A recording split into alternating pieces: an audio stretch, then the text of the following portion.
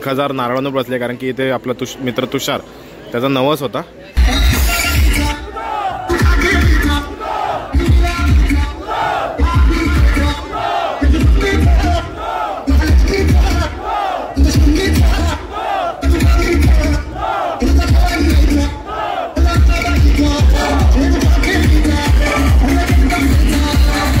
नमस्कार मित्रांनो, पुन्हा एकदा तुमचं स्वागत करतो आपल्या मराठी हक्काच्या YouTube चॅनल जर्नी विथ निखिलमध्ये।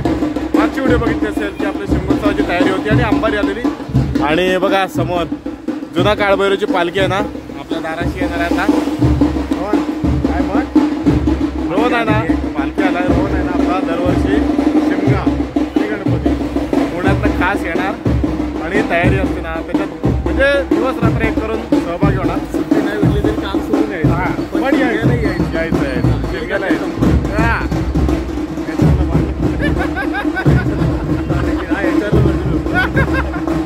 तर मित्रांनो आता पालखी एन्जॉय करूया।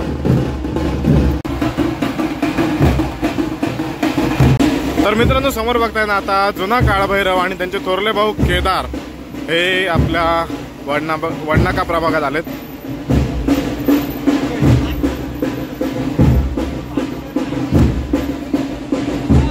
मित्रांनो आता आपण दर्शन घेतलं ना, ते आपले ग्रामदैवत श्रीदेव जुना काळभैरव आणि त्यांचे थोरले भाऊ म्हणजे श्री केदार।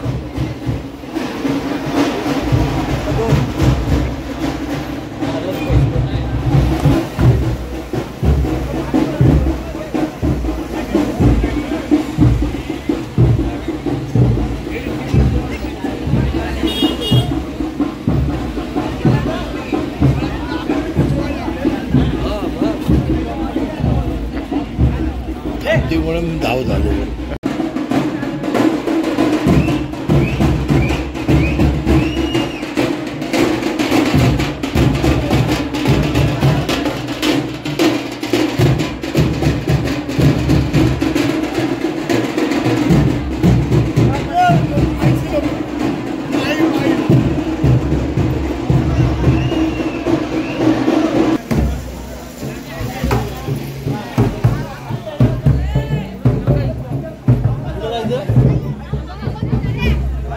आम्ही त्याचा पाय धुवू दे।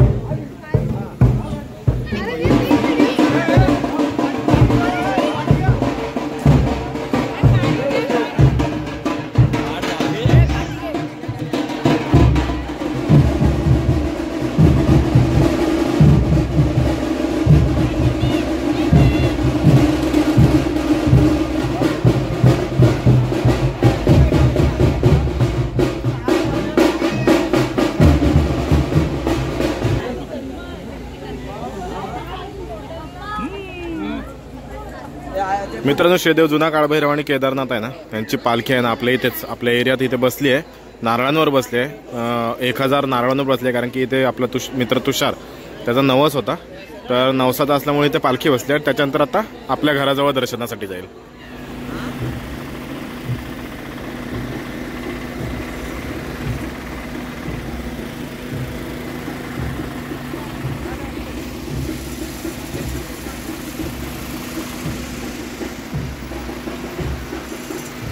मित्रांनो आता नवसाला जिथे बसलेली म्हणजे आपल्या तुषारचा नवस होता तिथे पालखी बसल्यानंतर आपल्या भागात आली आहे। म्हणजे आता हे एकविरेचं मंदिर म्हणजे आपले श्रीदेव जुना काळभैरव यांची बहीण असलेली एकविरा देवी त्यांच्याच समोर आलेली आपली पालखी।